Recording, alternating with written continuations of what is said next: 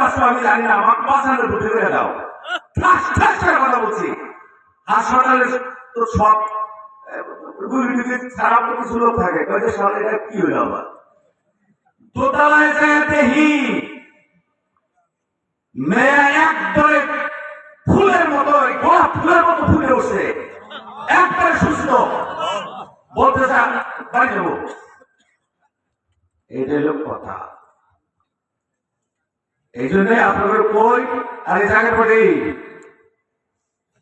আমি কিন্তু গোলাপ ফুল নিয়ে ঘুরতেছি, আপনাকে হয়তো দেখছেন কিনা। আজকে আমার হাঁটতে হাঁটে মানজায় ব্যথা হয়েছে, বুকে ব্যথা, আমার বুকে কথা বলতে পারি না। আগে বলো বক্তব্য দেওয়ার না, আমার বাপ হাতেও সাইকেল মারতে মারতে সাইকেল ছেড়ে দিচ্ছি 4 মাস থেকে।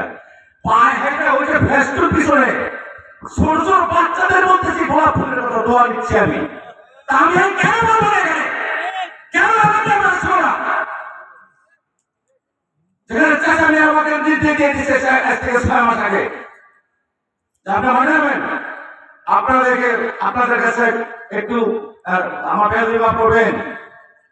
আপনারা যারা আছেন, আপনাদের কাছে আমি আল্লাহ ক্ষমা চাই নাই। আমি একটা দায়িত্ব ছিলাম ইউনিয়ন পরিষদ হিসেবে, উপজেলা পরিষদে। আমার অনেক ভুল ভ্রান্তি হয়ে গেছে, আল্লাহ ক্ষমা করে দিলেন।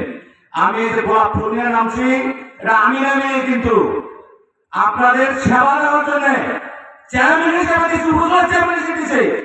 এবং এমন একটা বলি আমাকে একজন বলছে যে আপনি শোনেন, বাংলাদেশের দূরের কথা সারা বিশ্বে জোরে কথা বলে বুকে ব্যথা করে।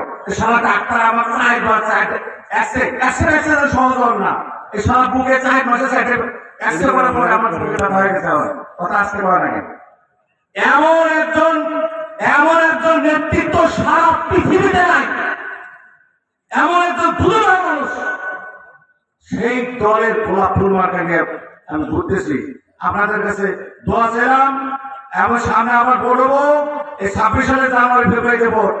আমি কিন্তু ঘোরা শুরু করছি, আমার কথা বলতে বেলা চলে গেছে। আল্লাহ মাফ করে দিন।